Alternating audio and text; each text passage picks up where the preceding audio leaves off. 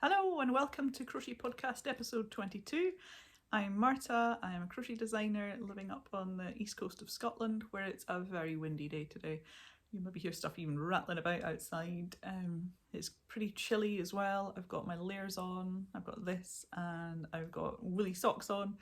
If you saw the short I did of the socks out in the line and I had just had one pink and purple one and didn't know where its partner was. I have found the other one and I'm wearing those socks, so I am really happy. They're reunited and they are cozy on my feet. The cowl I'm wearing is the Crochet Project Mist Kingfisher. I think it's a pattern by Joanne's Grace, and it's actually a scarf, and I've knotted it together and I tend to wear it as a cowl just to keep it all in one place and keep it cozy around my neck. It's just the way I like to wear it. Yeah, it's a lovely pattern. I used yarn from Ginger Twist Studios in Edinburgh. I actually bought it in the shop. It was a good few years ago now. I had a wee trip to the shop and picked out yarn especially for the project. And yeah, I'm really happy with it. I wear it a lot. I do wear this one an awful lot. So I've got a few things to show you today. I've got a finished project, I've got a few whips, I've got something that I'm just going to frog, but I'll show it to you first and explain a bit about that. And I have my winter cootie collection that I just want to show you again because that early bird offer runs out tonight. Let's start with the finished thing. Off the blockers is my Tunisian sampler cowl by Joanne's Grace of the Crochet Project. Really happy with this. It's all blocked, and I just put a short up this morning actually, so the post before this one is a short of the blocking process, all sped up into about 21 seconds or something, so you can see how I've taken it from soaking it to getting it like this. And if you've got any questions about that, you can give me a shout. I'm happy to answer those. So this was part of the Crochet Project's Tunisian Crochet Basics and Beyond course. Each week another little part of the puzzle that is this sampler cowl pattern was released, together with videos and tutorials about just basic things like, you know, how to count your stitches, how to count your rows, and all these different stitches were covered in the course, which is really lovely. And I've mentioned it before on this podcast, but I have an affiliate link to that. If you're interested, you can either buy it as an outright pattern, which I think is £15, or you can join the Hub, which is the Crochet Club's membership, and then you'll have lifetime access, well, as long as you're a member, to the that course. And there's a few other courses which are in there already, and there's a new one coming up which I'll talk about in a moment. But that, with the code Hub Intro, you can get access to that for just £2 a month for your first 3 months, which is definitely worth it. Therefore the pattern would just cost you £6 and not 15. So that is a good way to go about it if you join that. And like I say, I am an affiliate, so I do get a small percentage, but that all helps with bringing in a little bit of money for me for my crochet business. So, and no extra cost to you, so it's the same price whether you go through my link or somebody else's link, or just go straight into the Crochet Project. Definitely need my tea this morning. I'm drinking red bush tea with some soya milk today, for anyone who's interested. And I have this lovely summery mug. We can pretend it's summer.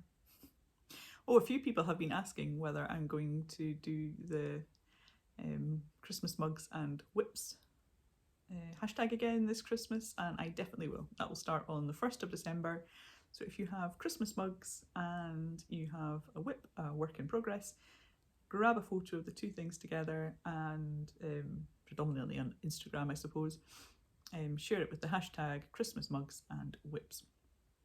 And I will be sharing those on my stories, and you can follow along as well and see other people's lovely Christmassy photos. It was fun last year. I just started it on a whim. I think the 1st of December I pulled out my Christmas mugs on the last day of November, pulled them all out ready for the 1st of December, and suddenly had a brainwave to do that hashtag, and I think loads of people joined in with it and had good fun. So I will do that again this year. But in the meantime, I have that summery mug. Anything else I want to tell you about this one? I guess the yarn. I used Willowlark Ramble, which is a yarn exclusive to lovecrafts.com, and it's lovely and soft. It's a DK weight, pure wool, 100% pure wool, and I really liked it. I chose autumny colours, and this one will be for me. Hey, do you know what? Let's take this off actually and replace it with this one. It's not going to cover up my collar quite as well. There we go. Ta-da! Let's just... I did the join. I did the grafted join. I'm trying to move it there to cover it up. I think with a little bit of movement and wear, that will... There's a slightly obvious line, but I think I've done it properly. Watching back through the video, I think I've done it properly. It just needs to settle. So I'm going to shove it to the back for now. And there, we'll show off these baubles. I've deliberately switched up some colours as well, I should say that. I wanted as much orange as possible left, and I know that this section here with the baubles should have been in the orange, but I wanted to have as much orange left over as I could for another project. So I deliberately chose to work in Yarn C for me and use up. I used everything. I had about that much of that lilac-y, lavendery purple left, which I was happy with. Okay, let's sit up and show this one off. Yeah, isn't it nice? I like all the different textures in it. I'm going to get a lot of wear out of this year. So let's talk about my whip. I have been working on these socks, which are the Jaywalk socks by Addy Designs. It's Deanne Ramsey, and I have not one but two, and I've got them at the same point. So I've been working on them, a little bit of this one, a little bit of this one, until I got to this point on sock 1, and I actually cut the yarn because I want to use as much of this yarn as I possibly can. So I've cut the yarn on this one, and I am now at the same point in this one. The heel, as you can see, is a contrast colour. So I'm going to weigh both the socks. They should be the same weight, give or take a gram or two, because it looks as if my tension is the same across them both. So I'm going to weigh them, and then I'll weigh my ball of wool, and I will know, if I continue in this one, I will know once half the ball of wool has gone down, I'll know to stop and start on the other one. Does that make sense? Ideally, what I should have done, and I've shared this tip before, is to have evened this ball out, and when I wound it into a ball from the skein, I should have wound it into 2 balls of equal weight, and then I wouldn't be doing this juggling. However, I reckon that stopping here in the middle on the front of the foot, this is the front I should say, you're not going to feel if there's a little join there, and I'm not too bothered about that. Here, I'll show you this one. You can see it's got a gusset, so it's going to be nice and roomy. There's good stretch in this as well. And for those of you who saw this on the last project, I have had to add in another yarn for the heel. I was going to do it in just these 2 colours, and then I realised I needed this for another project, so I have switched to this, and I got this yarn in a charity shop, so it was wound into a ball. I have no idea what it is. It's actually slightly thicker than the 4-ply here, but I think because that's on the heel, I think that's going to be okay. It'll make the heel a little bit more hard wearing, and it's slightly more bulky along this bit here. I kind of think with the way that was done, that would have happened a little anyway, because you're decreasing as you go along there. So overall, it'll be fine. I'm happy with it. So these are my Jaywalk socks, and they'll be finished very soon. because it's just a case now of picking up these stitches around the heel flap and working the leg, and yeah, it's not going to be too long. Really happy with them. It's a great pattern, totally recommend it. If you come across it, it's the first time I've made any of Addy designs, and that's the dog just sighing. It's very clearly written and I would recommend it. So hopefully 2 weeks time these should be finished. So that is a whip. Actually, I guess another finished thing, and this is a funny story. I just finished the sock, the second sock of this. I'm not sure which one. Let me see if I hold them. Would have been this one. I've just finished this right sock. I went to the photo shoot to do these a week and a half ago to my friend Gemma's house. Turned up with a pair of socks, and I had turned up with 2 left socks, which would normally, some people have said, what does it matter what your left and your rights are? But can you see that there is see it more obviously in this one with the way the shading is, there is a detail that runs down the outside of both. If I flip this one, actually if I flip the other one, it'll show up better. Can you see? So I turned up with two lefts basically for the photo shoot for the pattern, which was launching at the end of the week. So we managed to cleverly do this thing where we flipped the heel around, so the heel was at the front, and therefore that twisted the detail round to the other side, but it meant there was a bulky heel bit here. But as long as my friend crossed her legs and covered that over, you didn't see. Have a look at the photos for these socks, and you can tell that there's something going on. You can't see that I've messed up, but all the photos, the feet are crossed. So yeah. It was funny. After we laughed and I cried, I didn't really cry, but I was more embarrassed. I was like, oh, what an idiot. I can't believe I did that. There was a big gap. That's the reason that I was trying to use this yarn. This is the toe yarn in my Jaywalk socks. I hadn't realised until a few days before the photo shoot that sock number 2 had only just been started, and I just picked it up and carried on, and without thinking made 2 lefts. So there is now a note in the pattern that says, don't do what I did, make sure you make a left and a right. So these I just finished them yesterday or the day before, 2 days ago, because obviously I had to rip it right back to the cuff and start again, because the positioning of that is different for each sock. So they got remade very quickly. It didn't take long. They are UK 6 and they are not very wide. I can't remember which width I was going for. Medium? The medium, so they're not that wide, and it didn't take me too long. And I've got them finished up. There. So this is part of my Winter Kuri collection. There is a sock pattern. There is a hat pattern, and I found a cowl pattern. I did a quick live on Instagram the other day because I was just up in my attic looking through for some things, and I found this cowl, which I thought I'd given away. So I was really happy to find it just as I'm launching. You get it, see the full thing there?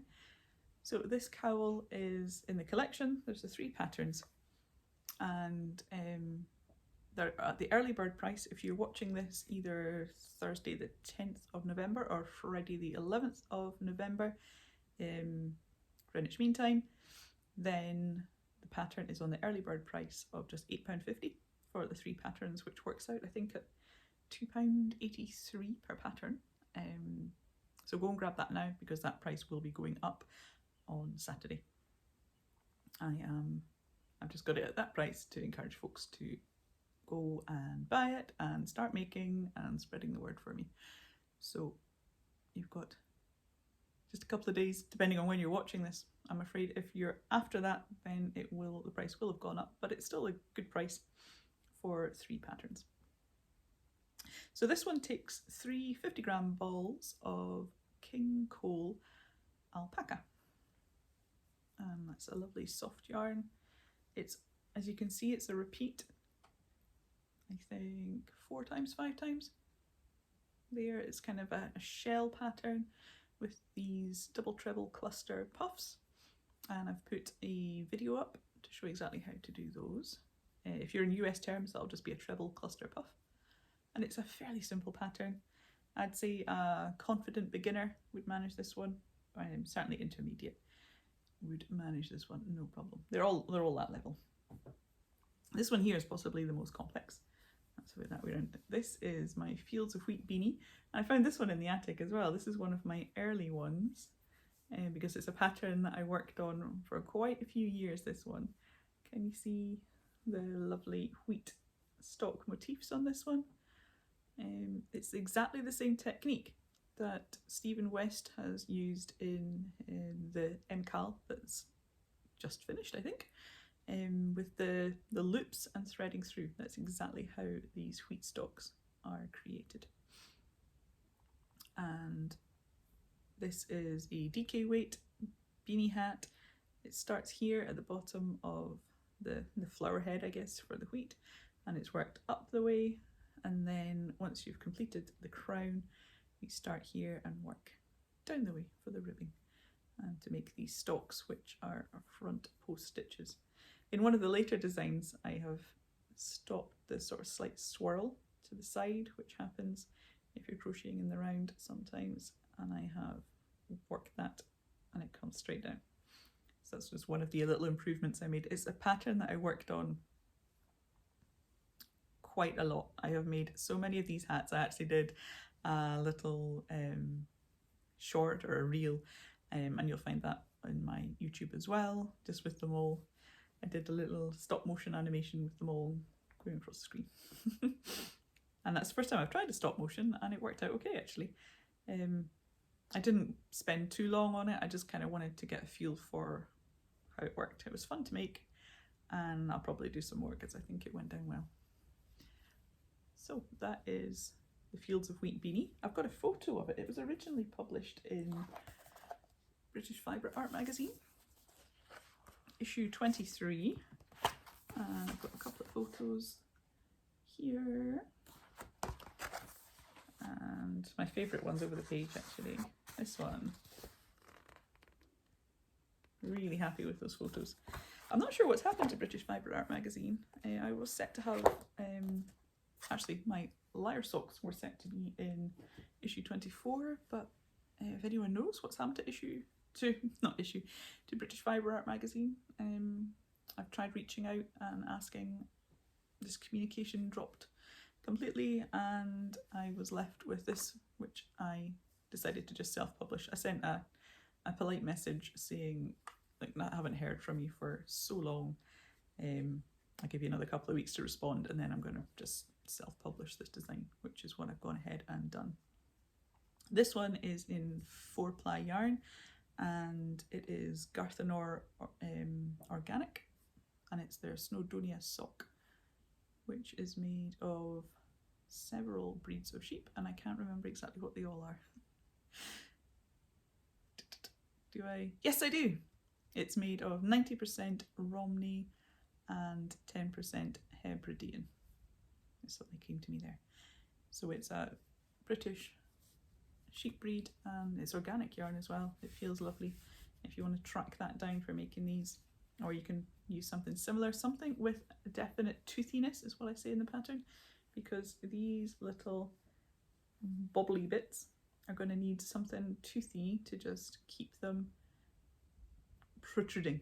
If you try it in, say, a commercial sock yarn, it will just be too slippy, and they'll just kind of eke into the pattern, and you'll end up with more of a sort of a baggy bit rather than them working that way. See if I can come right in with focus. Yeah.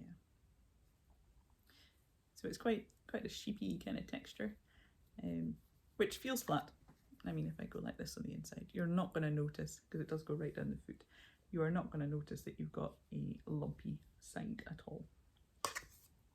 Gemma, who modelled them for me, she's actually keeping, I made 2 pairs. She is keeping both the pairs. She really likes them. So they fit her. And yeah, the other pair is, I designed it in 2 yarns, just to give a bit of choice. And the other yarn is John Arbon Textiles Exmoor sock yarn. So it kind of felt very similar. And I like the colours that comes in, and it has that toothiness that's going to keep those stitches. Okay, the last thing I'm going to talk about is going to be a fairly short podcast. I do have, if you've been following me, I do have the cardigan, I'm looking at it over there. I do have the sea glass cardigan, and give me a moment, I'm just going to blow my nose. Sorry, it's the cold that's made it my nose run. My sea glass cardigan is over there in the naughty corner. I am not even going to look at it because I think I have made the armholes too small. I finished it. I got the ribbing done. I got it off the needles. I tried it on with just the armholes, and I was happy. And then I've picked up the stitches, and the armholes just look really, really skinny. And I kind of thought this was the case, but I decided I just wasn't going to look at it. I'd give it a few days, and then this morning, first thing this morning, I did some more on it, and I've got to maybe, I don't know, maybe here, and just laying it out, it looks like maybe that's only about here. So it's quite a lot, maybe like 2 inches too tight around the arm. I'm not saying this is a pattern error, this is almost definitely me. I'm not sure what I've done. So it's over there in the naughty corner. I'm not even going to show you it. And this one is kind of a bit of a tale of woe as well. This is the hat that I was starting to design. I will show it as a headband. I managed to work the whole hat, and then I decided it looked like some sort of 1940s swimming hat. I don't know if it's just the pink colour that was doing that, so I decided I would invert the colours and make they call it black, but to me it's navy. I would invert the colours and make this the dominant colour and this one just kind of a pop, I suppose. So yesterday I started again, and I got this far, and I've been writing it up, but I've just decided my heart's not in it, and I'm going to just rip it back. I kind of like what I came up with, and I might try it in a different yarn, possibly in something finer, because I do like the concept. But yeah, I am going to rip that one and do something else with the yarn, do something fun. And that's where I was going to talk about the Crochet Project's next course, which is called Use It Up, sorry. And it's all about looking at your stash, looking at what you have and using it up, which at the moment with rising costs and everything, certainly here in the UK, it's going to be good because you'll be able to take a good look at your stash, and there are 8 patterns, I believe, that accompany it that are good for stash busting, including the log off shawl, which I made earlier this year. And there's I really don't know how it's going to look because the course starts on the 18th of November, so I don't know too much about it. I don't want to give too much away. I'm definitely going to be doing it because I am in the Crochet Project's Hub membership, so it comes as part of that. So if you are a member, it's coming your way, and if you're not a member, I believe you can buy the course as a one-off, or you can join the Hub. Again, that code Hub Intro will give you membership for just £2 for your first 3 months, and thereafter it will be 5 months, and you can cancel anytime. I'm certainly finding value from being in it. I have done the Tunisian cowl in that one, and ooh, my mind has gone blank. The one before that, the Estival, the summer one, of course. The summer one was in that as well. So those are still in it. If you join now for Use It Up, you will have the Tunisian one, which I'm looking for, which I'm wearing, and also the Estival cowl, as well as stitch libraries, tutorials, loads of tips and advice. It's definitely sort of the one spot that's got all the crochet things you need. Excellent resource, and even at £5 a month that I'm paying now, it is definitely worth it. So I'd urge you to go and check that out. Like I say, it is an affiliate link, so do bear that in mind. And yeah, well, I think that's all I have to talk about today, because I am not talking about that jumper. It's a fairly short episode. I've been trying to get things finished off. I'm probably about to just burst and start a whole load of new things, so there will be more in the next podcast. So I hope you are having fun crocheting, knitting, whatever it is you're up to. Leave me a comment. Let me know if you've been crocheting or knitting or doing some other craft as you've been watching. Leave me a comment and tell me what you've been doing, because I'd love to find out.